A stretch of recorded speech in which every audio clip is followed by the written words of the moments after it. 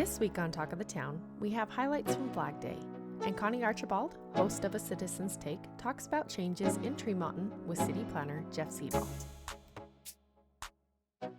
The American Legion held an event on Flag Day at Midland Square to replace the flags and honor our veterans.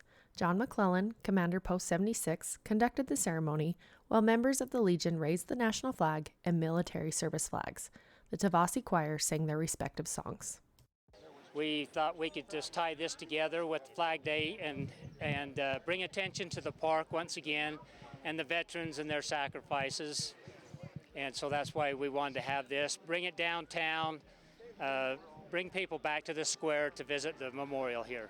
I felt that pretty strongly that we'd have this kind of a showing, and I'm really encouraged.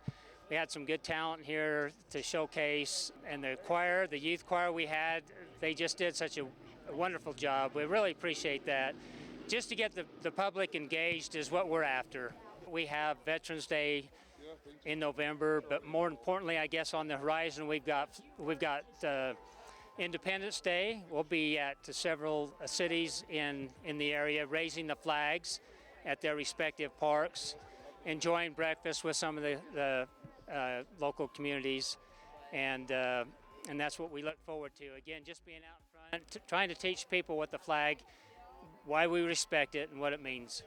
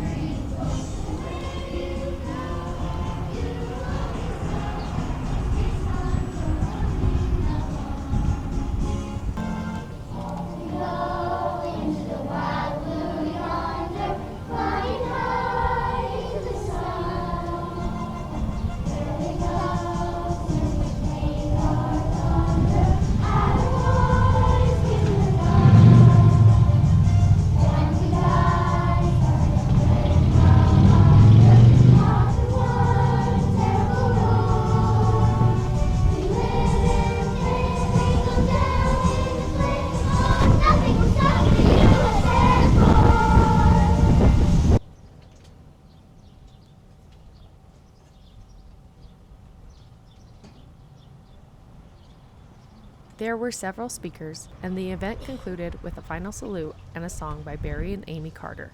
Always remember that freedom is not free, and thank a veteran today.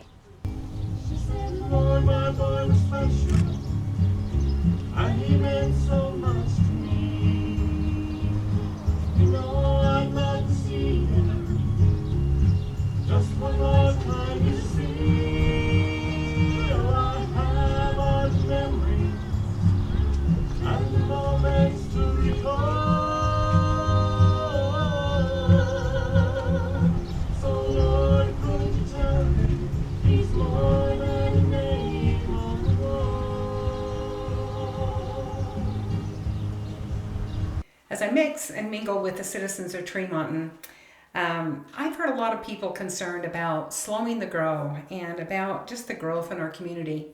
Most of the residents have voiced to me that they're concerned about water and sewer and just how their neighborhood looks and maybe the new construction that's underway. Today I've asked our city planner, Jeff Seedall, to join me and to share some insights and some truths and to add some clarity to your questions. Jeff lives in Tremonton and has for about 3 years. He has an educational degree, a bachelor's degree in civil engineering, and has a master's degree in business administration.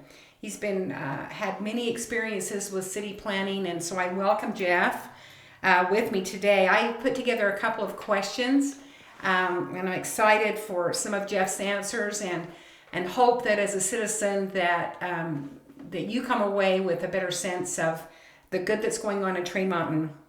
So Jeff, welcome. Thanks, Connie. When land is purchased or a citizen decides to develop their land, what has to happen before that development takes root? A good 3 or 4 step iteration that the state has outlined for the cities is part of one of the more recent legislative bills the state has tried to streamline how all municipalities behave during the development process. The first step that they'll do is that the developer, whether it's a private, just a private landowner, or if it's one of the more common kind of commercial developers such as Olo or Visionary, they'll come to the city with what a preliminary idea of what they're going to do. Then it'll just go to the city's administrative group, which is called the Development Review Committee. That's me, the city planner, our city manager, city engineer, public works director, and our building official. We have 4 iterations through the state code to get everything done for preliminary unless there are substantial changes. Once that's approved, they can move into engineered construction drawings, and then the final plat, which starts getting everything cemented and it gets all of the details lined out. That again will be through the DRC. When that's all done and approved, they'll also have a development agreement that the city works on that's kind of a legal binding document to say what the parties are responsible for. Something the city works with them on, but that's their ducks to put in a row. Once that's all approved, then they can start going to construction. That process normally can take about 6 months. It just depends on how fast documents can be prepared, how fast each party can give attention to it. Development Review Committee is it's a place where public can attend. There's even a time in that meeting for public comment. Those meetings take place on Wednesdays at 9:30 in the morning, sometime lasting until noon. So those of you that feel like you want to know a little bit about development and have questions or just want to be informed on developments in Tremonton, this is a public meeting and you're welcome to come. It's probably one of my favorite meetings, so full of information. Currently, there are 7 larger developments that are underway in our city limits. Would you please share a little bit about those developments so that we can understand a little bit more about them? Yes, those developments are very organized. They're very ongoing. They're easy to start seeing around town. Quite a few of them are on the south end against Rocket Road.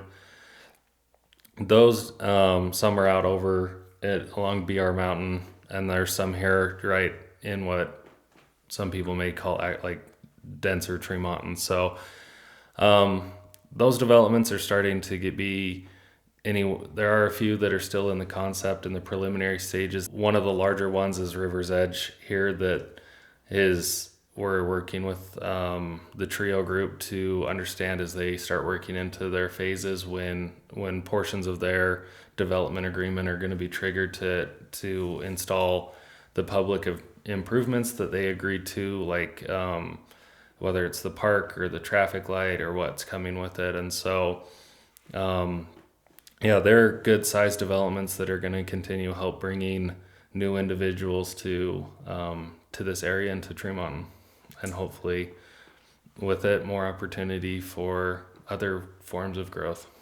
So tell me, Jeff, from your viewpoint, what's the benefits of growth in Tremonton City? One of the benefits is because there's still so much land so close to what we would consider Main Street or the commercial area, is that we still have a chance as a city to create walkable growth. One that I consider is the reuse of the old hospital into the Bear River Manor. There are a lot of new citizens that are moving into there and enjoy the walkability to get to some spots. And I'm sure we all would love to have a little bit more commercial development around here that is within very close, reasonable distance. That's one benefit of growth. I think the other one is the city staff has a lot of room to grow too. There's roles that have been really absorbed, and you have 2 people working, maybe 3 or 4 individuals could do. And so with more growth comes an opportunity to hopefully get other qualified individuals to come work for the city. and eventually we're going to get to a point that hopefully we start attracting, commercial and start having a little bit more of a centralized town. But I think there's a need and a real selling point for Tremonton to start growing in both a commercial and industrial space. And so how does growth affect taxes? Well, right now, where we're still primarily doing residential growth, you're pretty much isolated to just property taxes. With more people, though, you increase the amount of people that can contribute to the property taxes. So if the city did have to bond or increase more, you're able to look at smaller increments. If we stay lower than, if the city has to pay for something for capital improvement projects, that's the citizens are going to feel that a little bit more. The only way to really slow the growth would be to have some kind of economic collapse, and I don't think anyone wants to feel that. Not to be doom and gloom, but growth is a private thing. Is private landowners decide to sell off the farm, or they decide to move on, or a developer decides to write a big enough check to influence that decision. That's a private interaction. That's not something that the city has any control or say over. But what we do have a little influence on is how we want to grow. If a person has some concerns about a particular development in town, we know we have a land use plan, but where can they go to get some answers that are honest answers, that are helpful, and more importantly, even truthful? Mm-hmm. Where would you go to get answers? Anyone's welcome to call me at the city office or email me. I can walk through what the zoning is, what the land use plan is. I'm open to answering those questions. I do quite often have discussions, honestly, with realtors that are just trying to understand, because there's a parcel of land that's trying to go for sale, and what could a buyer do with it? And I understand zoning code can be a little complex. It's something I'm happy to talk with people about and ask them about. I'm still trying to get my head wrapped around all of the ongoing developments that we have. I've been actively trying to meet with the developers of those developments, just to understand what their master plan is. And so if anyone has questions, they're welcome to come and talk to me, and I can show you kind of what we're hoping to do with the future. We actually have 2 very significant general plans coming up through revision, and so if citizens would like to come and input their views to it, the transportation master plan is going to start underway, and when we finish that, then the general land use plan is going to need an update just to keep up with the state code. So over the next 12 to 24 months, there's going to be a number of public hearings at planning commissions that you're welcome to come put your input in as we're working on these plans. Our city manager, as of a little bit ago, has moved to Ivans, and so the city is in pursuit of a new city manager, of which Jeff will be working with closely. Tell us a little bit about what you know about the process of choosing a new city manager. Yeah, the process went that Mark broke all of our hearts by announcing that he was going to Ivans. True. And then after we've got over that we posted it. I think the opening was there for a month, so we could try and leave it as open as long as we could, get as many candidates. The due diligence was that the mayor, Mark, even sat in on interviews and just tried to qualify. We even had meetings with the city staff of what attributes they were looking for in the new city manager, what kind of individual we were hoping to work with moving forward. They took all that information into the interviews.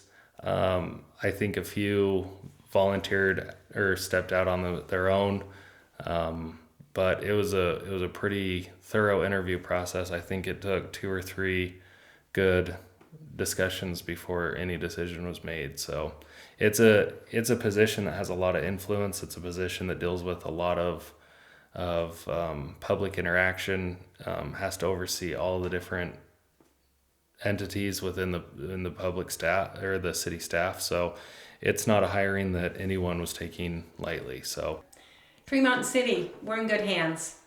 We have a wonderful mayor, a city planner that's working hard. We're looking towards the future. We're making plans that will make Tremonton a better place. Thanks for joining us today, and appreciate being a part of Talk of the Town. So what's new in Tremonton? What's new in Tremonton is we have a brand new city manager, Bill Kobabe. Really excited about him coming to Tremonton City. I know he'll have a lot to offer our city, so we'll be interviewing Mr. Kobabe in the coming weeks, and if you see him, please welcome him to the Valley. Also, something to mark on your calendars will be our next farmers market. Our next farmers market will be on Saturday, July the 6th. It goes from 10 a.m. to 2 p.m. But right here at Midland Square, the farmers market will take place on that day, right after the 4th of July. And here's what you can plan on. Bring your families. Spend some time here that day, because there's going to be free hot dogs, watermelon, ice cream, drink, and there's going to be food trucks. It's great fun here at the farmers market. So bring your families and make that a part of your celebration. So remember, the farmers market, Saturday, July the 6th, 10 a.m. to 2 p.m., and lots of free food, and come and enjoy time with other members of our city, other citizens, and just have some great fun here at Midland Square. Thank you.